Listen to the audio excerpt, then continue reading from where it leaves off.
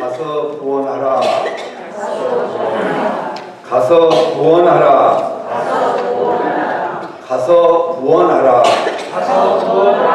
오늘 은혜 나누고자 할 말씀 제목입니다. 시골에 묻혀서 살고 있었던 유명한 학자가 있었습니다. 그가 갖고 있었던 모든 학문을 친히 실천하면서 살아가고 있었기에 모든 사람들로부터 칭송을 받고 있었습니다.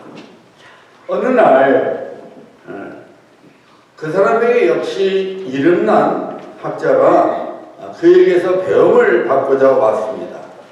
밖에서 문을 두드려 주었지만은 그는 문을 열어주질 않았어요. 그 찾아온 학자 역시 아주 훌륭한 사람인지라 문전박대를 당했지만은 조금 더 화를 내지 아니하고 계속해서 문을 두드렸습니다. 약 100번쯤 문을 두드리니까 칭송을 받고 있던 학자가 감동을 받고 그 방문객을 자기 집안으로 맞이했습니다. 이 방문한 학자가 공손히 절을 한 후에 그 칭송을 받고 있었던 학자에게 요청을 했습니다. 선생님, 제가 가르침 받기를 원합니다.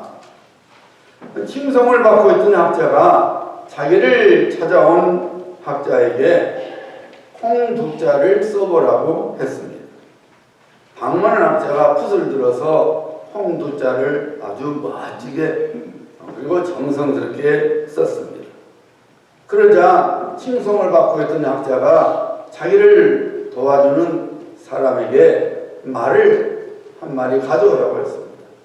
그래서 자기를 도와주는 말을 가져오니까 그 학자가 그 자기를 찾아온 학자가 쓴 콩두자 종이를 말 앞에 두고 또 자기가 농사지어서 거둔 실제 콩을 그 말 앞에 두었습니다.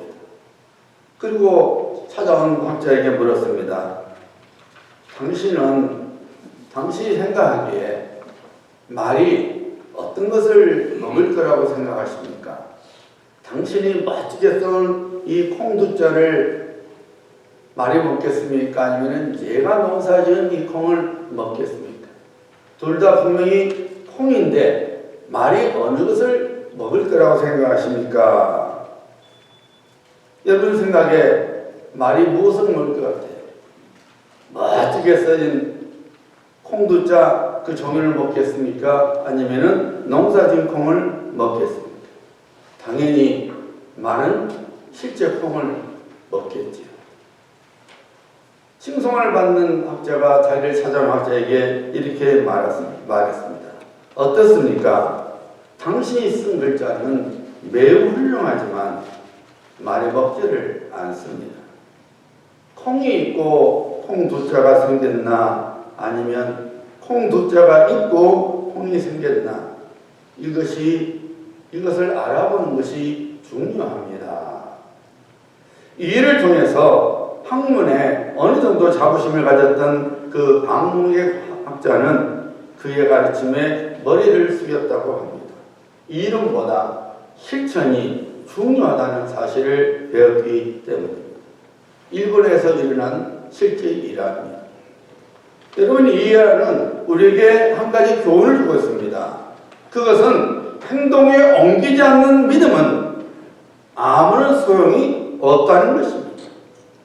실천에 옮기지 않는 신앙은 아무런 가치도 그리고 아무런 의미도 없다는 것입니다. 오늘날 수많은 그리스도인들이 교회를 통하여 신앙생활을 해나가고 있습니다.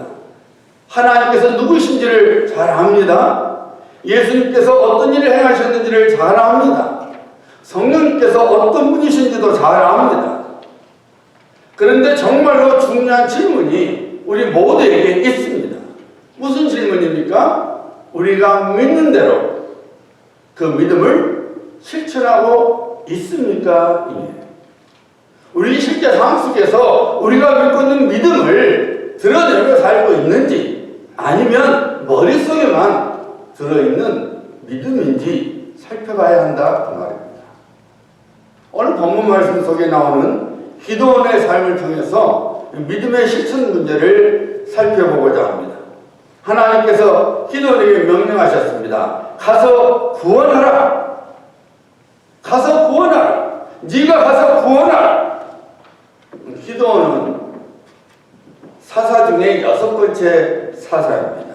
이 사사는 당시 아직 왕이 생기기 전에 이스라엘 백성들의 지도자였어요.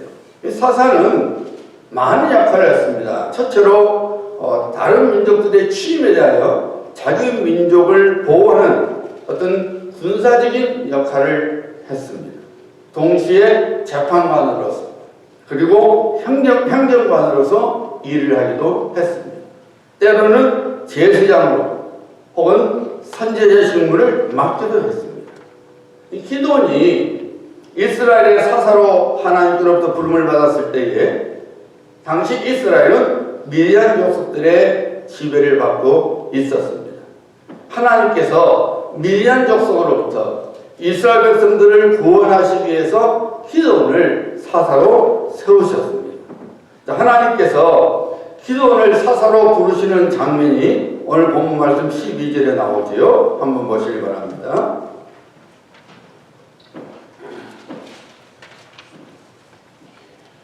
여호와의 사자가 기도원에게 나타나 이르되 큰 용사여 여호와께서 너와 함께 계시도다 하매. 자, 오늘 아침 우리들이 눈여겨봐야 할 것은 하나님의 부르심에 대한 기도원의 반응입니다. 하나님의 부르심에 대한 기도원의 반응이 이제 13절과 14절에 나타나는데, 하나님께서 기도원을 부르실 때에 기도원은 3가지 절망 속에 있었습니다. 그 절망이 오늘 본문 말씀 13절, 14절에 나옵니다. 기도원이 하나님께로부터 너가 가서 구원해라. 하나님께서 기도원을 사사로 부르실 때에 그때 기도원이 갖고 있었던 첫 번째 절망은 무엇이었냐면은 미디안 족속의 압제로 인한 환경의 어려움에 대한 절망이었어요. 기도원은 일찍이 자기 부모로부터 그리고 동료 어른들로부터 하나님께서 하셨던 일을 들었습니다. 자기 민족에 대한 하나님의 큰 사랑을 들었습니다. 그런데 막상 미디안 족속을 통해서 어려운 상황에 빠지니까 기도원은 하나님께 대한 신앙이 흔들렸습니다. 그래서 하나님께 이렇게 묻지 않습니까? 나의 주여, 여호와께서 우리와 함께 계시면 어찌하여 이 모든 일이 우리에게 일어났나이까? 하나님, 우리를 사랑하신다 그랬죠? 하나님, 우리를 보호하신다 그랬죠? 하나님 살아계신 분이시라 그랬죠? 그러면 왜 우리가 이토록 오늘날 미디안 족속으로부터 압제를 받아서 고통을 당해야 합니까? 기도원은 자신이 처한 환경에 대한 절망이 있었습니다. 두 번째 절망은 하나님께서 더 이상 기적을 베푸시는 하나님이 아니시라는 절망을 갖고 있었습니다. 과거에 우리 민족을, 우리 조상을 애국으로부터 끄집어내셨을 때에 구원하셨을 때 보여주신 기적이 지금 어디에 있지? 과거에 있었는지 모르지만 지금은 없잖아 하는 절망 속에 있었습니다. 그래서 기도원이 이렇게 여호와의 사자에게 말하지 않습니까? 여호와께서 우리를 애굽에서 올라오게 하신 것이 아니한 그 모든 이적이 어디 있나이까? 더 이상 기적은 없다는 것이죠. 기도원이 세 번째 갖고 있었던 절망은 하나님께서 자기들을 버리셨다는 것입니다. 그래서 기도원이 뭐라고 말했습니까? 이제 여호와께서 우리를 버리사 미디안의 손에 우리를 넘겨주셨나이다. 하나님으로부터 처참하게 버림을 받고 살고 있다는 기도원의 절망의 한탄이죠. 사랑하는 성도님들, 우리들이 이 세상에 살면서 기도원이 갖고 있었던 절망을 우리 역시 품고 있지는 않습니까? 오늘 많은 그리스도인들이 자신들이 처한 환경 때문에 넘어집니다. 환경이 좋으면 하나님 없이도 얼마든지 내 능력으로 살 수 있어 라고 교만한 마음으로 하나님을 버리고 살아갑니다. 반면에 어려운 환경에 처하게 되면 하나님의 사랑과 보호하심에 대한 의심으로 역시 하나님을 버리고 살아갑니다. 기도원이 그랬던 것처럼 하나님이 나와 함께 계시면 어떻게 이런 일이 나에게 일어날 수 있겠어라고 생각하면서 하나님의 임재와 보호하심을 믿지 않게 됩니다. 제 옆에 80이 되는 우리 그 이웃이 혼자 사시는 제 이웃이 있는데 폐에 문제가 생겨서 숨을 잘 쉬지 못해서 입원하고 있었어요. 그래서 제가 한번 신방을 갔었습니다. 그래서 제가 그랬어요. 이제 마지막에 나오면서 이제는 매일 예수님을 생각하면서 살아야 됩니다. 예수님 이름 부르셔야 됩니다. 그랬어요. 교회 안 다니시면 전에는 다녔대요. 그랬더니 하는 말이 그래요. 하나님이 살아계시면 왜 오늘날 이렇게 악한 일이 많이 일어나냐 이거예요. 일반적으로 불신자들 신앙이 흔들린 분들이 갖고 있는 것이죠. 하나님이 살아계시면 왜 악한 자들이 이렇게 힘을 떨치고 아프리카에 있는 가난한 사람들, 어려운 사람들을 왜 놔두시냐 이거예요. 그런데 여러분 생각해 봐야 돼요. 하나님의 오래 참으심이 없다면 악한 자에 대한 또 악한 행위에 대한 오래 참으심이 없다면 밖에 사람은 물론이와 이 자리에 남아있을 사람 한 명도 없어요. 우리가 이 자리에 있었을 것 같아요. 하나님께서 오래 참아주시기에 오늘날 우리가 이 자리에 있는 거예요. 제가 그랬어요. 하나님이 원하신 것이 아니냐. 우리가 악한 것을 하는 것이지 사람들이 악한 짓을 하는 것이지 하나님께서 악한 짓을 하도록 두시는 거 아니지 않느냐. 오늘 우리들이 그래요. 하나님 우리와 함께 계시면 왜 내가 이렇게 어려움을 당해야 되는데 왜 내 환경이 이렇게 빡빡해야 되는데 안 계신 거 아닙니까? 나를 더 이상 사랑하시지 않는 거 아닙니까? 환경 때문에 하나님을 의심하게 되죠. 일반적으로 환경의 시험을 만나게 되면 그 다음 단계로 하나님의 능력을 의심하게 되고 믿지 않게 됩니다. 성경에 나오는 수많은 하나님의 기적들이 자신과는 상관이 없는 것처럼 생각하게 되죠. 다니엘에게 일어난 기적들이 요셉에게 일어난 기적이 왜 나에게 일어나지 않지? 라고 생각하면서 하나님의 기적은 과거의 시간이지 현재 사건이 아니라고 생각하게 됩니다.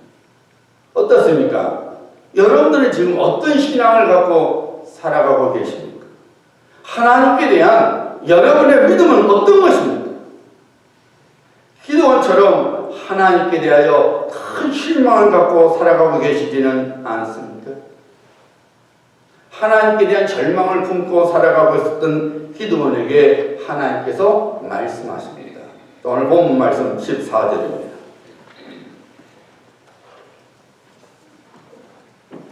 여호와께서 그를 향하여 이르시되 너는 가서 이 너의 힘으로 이스라엘을 미디안의 손에서 구원하라. 내가 너를 보낸 것이 아니냐 하시니라. 하나님께서 기도원에게 가서 구원하라 이렇게 말씀하십니다. 세 가지 절망 속에 빠지는 기도원에게 그리고 그 불평하고 있는 기도원에게 하나님께서 말씀하시기를 가서 구원하라. 네가 가서 구원하라고 말씀하십니다. 무슨 의미예요 여러분? 아이고 난 왜 이렇게 치질이도 복이 없을까? 왜 나는 되는 것이 하나도 없을까? 누가 날 좀 도와주지 않는가?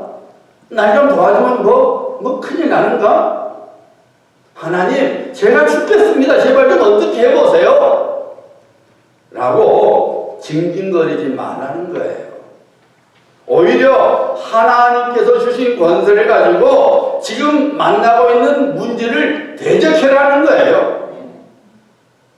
불평하지 말고 불만을 품지 말고 너가 가서 나의 구원을 이루어라 라고 말씀하시는 거예요.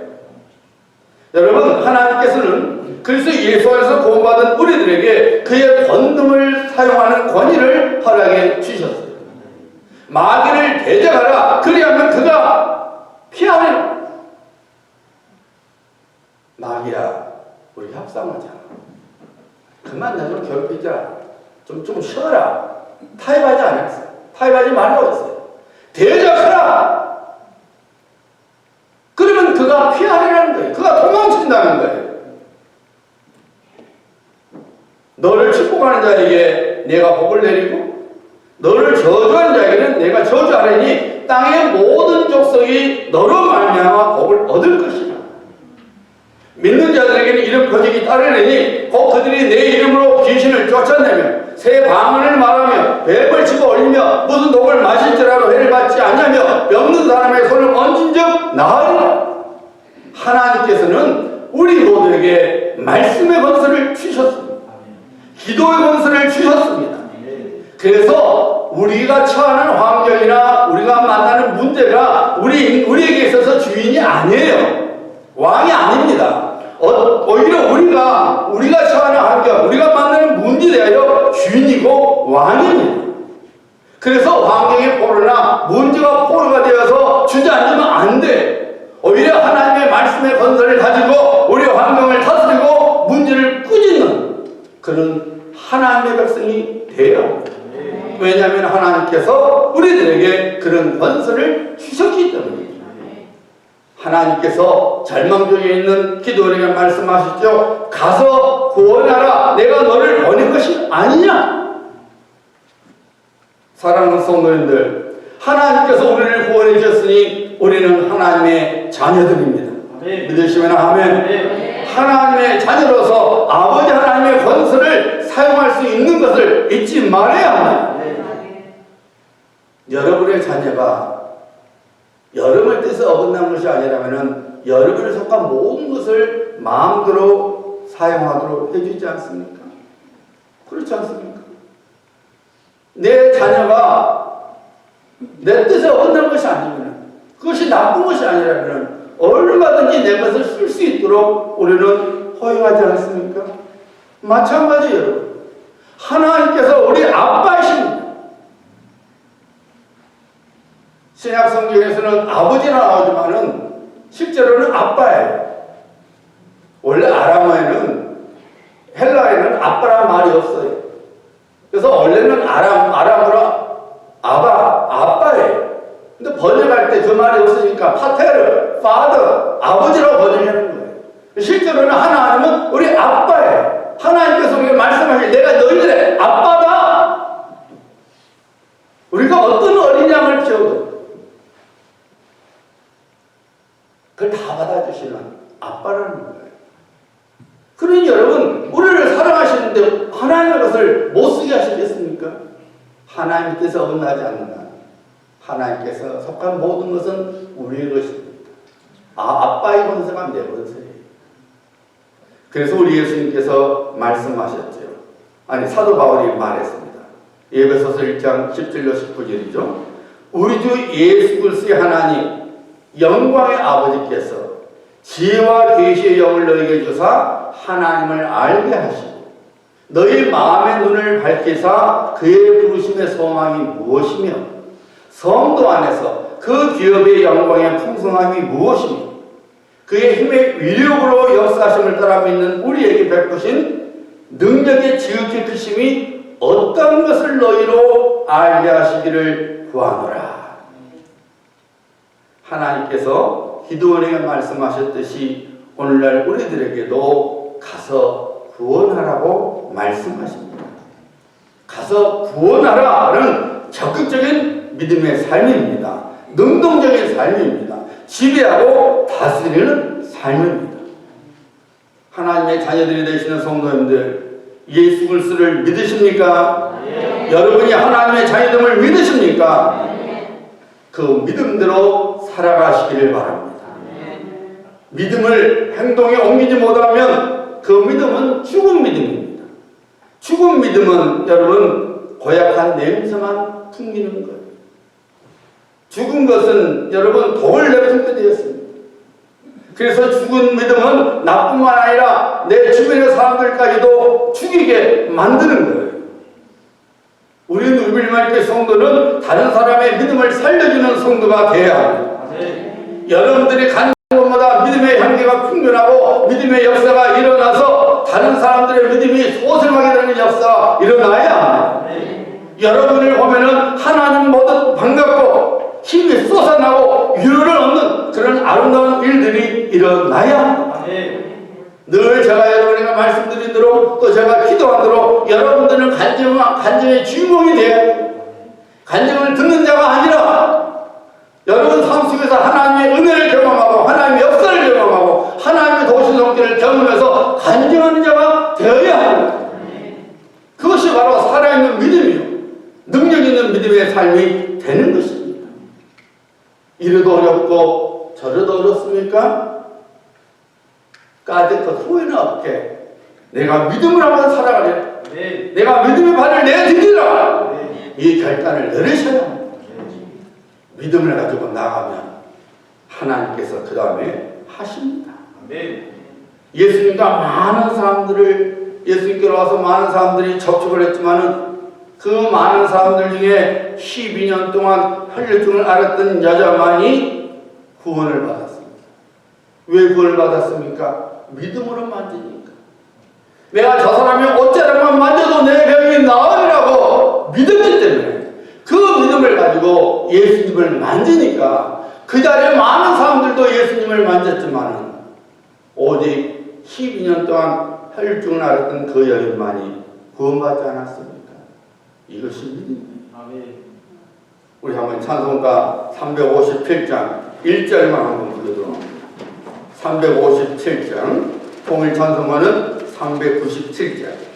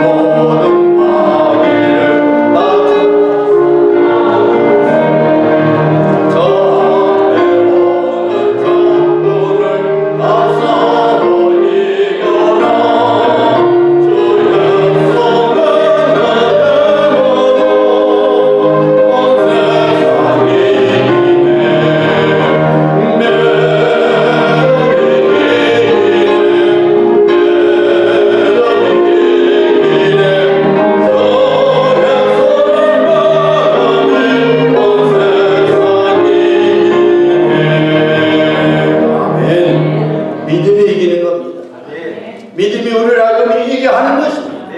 하나님이 내게 주신 약속의 말씀 붙들고 하나님의 권능을 믿고 우리가 믿음으로 나가면 승리하게 되는 것입니다. 하나님께서 기드온에게 가서 구원하라 라고 말씀하시니까 기드온이 어떤 반응을 보였습니까? 자, 15절 말씀 보세요.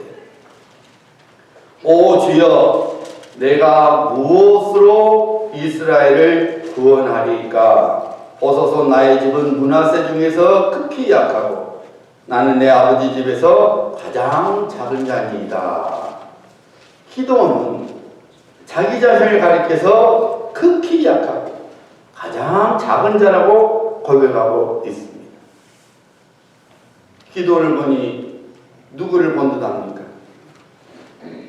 우리 자신을 본듯하지 않습니까? 하나님께서 성령의 감동으로 우리에게 어떤 일을 맡기실 때, 어떤 일을 요구하실 때 우리는 어떤 반응을 보이고 있습니까? 아이고, 제가 어떻게 그 일을 합니까? 제게 그런 믿음 없습니다. 믿음이 좋은 다른 사람을 지키세요. 등등 별의별 핑계를 대면서 우리가 해야 할 일로부터, 우리가 맡으신 일로부터 빠져나오려고 합니다. 스스로 무능한 자, 약한 자라고 인정하면서 신앙생활을 어렵게 살아갑니다. 여러분, 이런 모습은 행동하는 믿음의 신앙이 아닙니다. 죽은 믿음을 가진 신앙인들의 공통점은 무슨 일이든지 자기 힘으로 해야 한다는 착각 속에서 사는 거예요. 기도니 그랬잖아요. 너의 힘으로 이스라엘을 미디안 손에서 구원하라 라고 하나님께서 말씀하시니까 절망 속에서 죽은 믿음을 가진 기도원이 기가 막힌 거죠. 가서 나의 힘으로 구원하라고요? 나의 힘으로 환경과 싸우라고요? 천만의 말씀입니다. 하나님, 저는요 가장 약한 자고 가장 작은 자입니다. 그런 내가 뭘 할 수 있다고 저보다 가서 구원하라뇨? 이렇게 말합니다. 여러분, 가나안 땅을 정탐했던 10명의 정탐꾼이 그들의 죽은 믿음을 어떻게 드러냈어요? 우리가 가나안 땅을 차지한다고요? 꿈도 꾸지 마세요. 성들마다 경고하고 거기에는 사는 족속들이 얼마나 힘이 세고 강하게 보든지 우리 눈에 보이기도 우리가 메뚜기 같은데 저들의 눈에는 하물며 어떻게 보이겠습니까? 하나님의 약속과 현실은 다릅니다. 그러니 찬물 먹고 속이나 차리십시다. 죽은 믿음이었어요. 그 죽은 믿음이 온 이스라엘 백성들의 믿음을 죽여가지고서는 밤새 통곡을 하고 그들의 지도자 모세를 비방하지 않았습니까? 죽은 믿음은 독이 있어요. 자기만 죽인 거 아니에요. 옆에 사람까지 죽여버립니다. 여러분, 정말로 하나님께서 기드온에게 너가 가서 구원해라, 혹은 우리에게 환경과 문중에 포로가 되지 말고 싸워서 이겨라, 구원을 이뤄가라 말씀하셨을 때 말씀만 하신 겁니까? 아닙니다.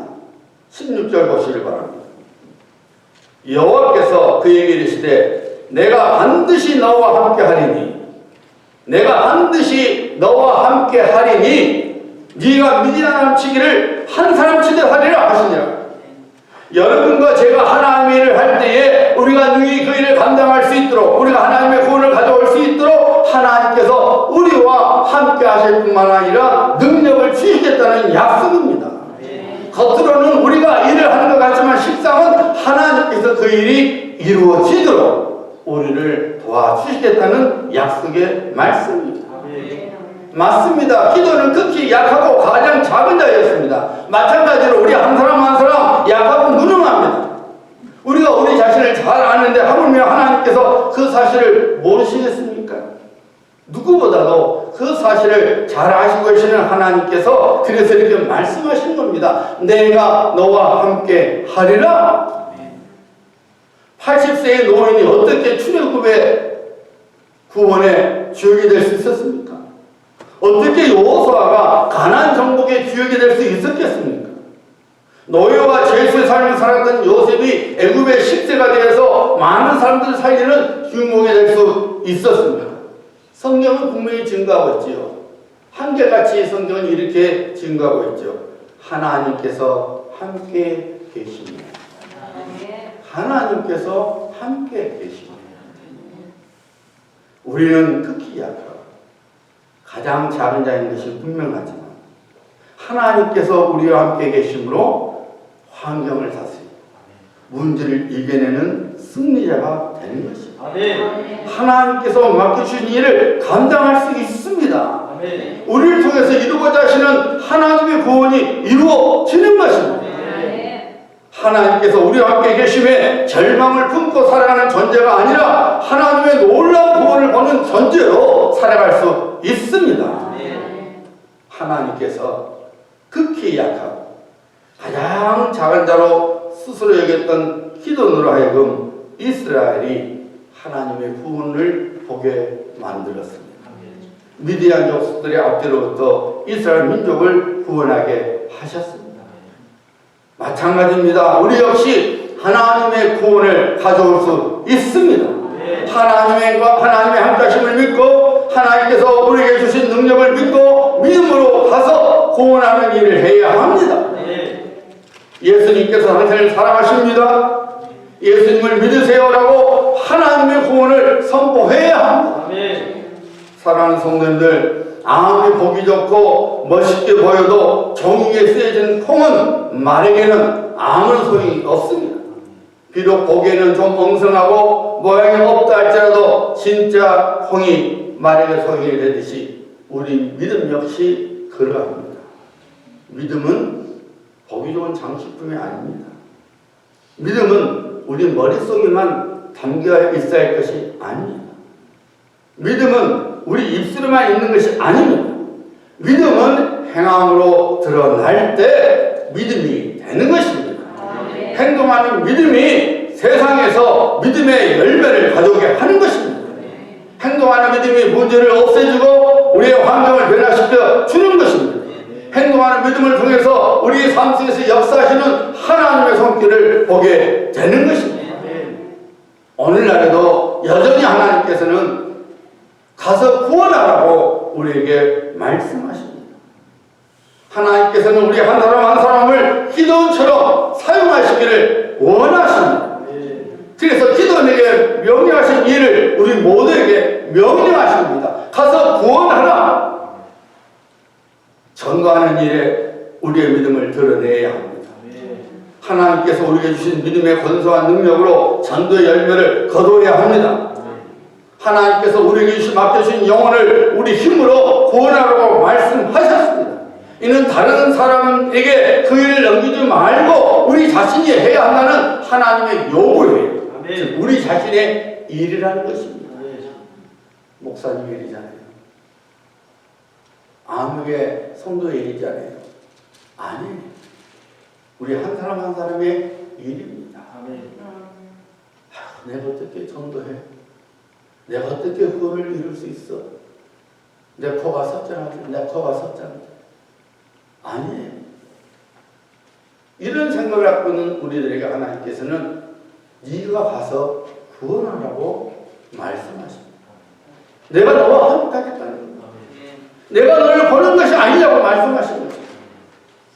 우리는 잊지 말아야 합니다. 누군가가 믿음으로 우리에게 전도를 했기에 우리는 구원을 받아 하나님의 자녀가 되었습니다. 영원한 생명을 선물로 받았고 천국을 기업으로 받은 복받은 자가 되었습니다. 우리는 언젠가 신령한 몸을 입고 하나님께서 예비해 주신 나라에서 영원토록 복된 삶을 살아가는 복스러운 소망을 소유한 자들입니다. 이 기쁨을, 이 복스러운 소망을 다른 사람들에게 증거하는 자가 되어야 합니다. 2020년 금년에는 전도의 열매를 맺는 데 우리 온 힘을 다해야 합니다. 사랑하는 우리 가족을 교회로 초청해야 합니다. 사랑하는 친구, 사랑하는 이웃을 우리 교회로 초청해야 합니다. 살아계신 하나님께 와서 한 마음으로 예배를 드리고자 하는 거룩한 소망을 품어야 합니다. 하나님의 놀라운 구원이 우리를 통해서 이루어지게 될 것입니다. 가서 구원하라 라는 하나님의 말씀에 순종하셔서 기도원이 하나님의 구원을 가져왔듯이 여러분들도 하나님의 구원을 가져오시기를 우주 예수 그리스도 이름으로 축복합니다. 기도합니다.